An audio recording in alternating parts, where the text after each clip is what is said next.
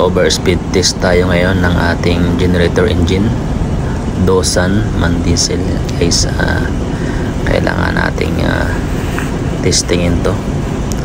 Yan guys, pag na-start na natin yung ating engine, simulation tayo, tapos test operation, lower natin yung governor to 600 plus, then overspeed trip, engine test on, tapos i-rise natin yung governor up to 715 rpm hanggang sa mag trip siya.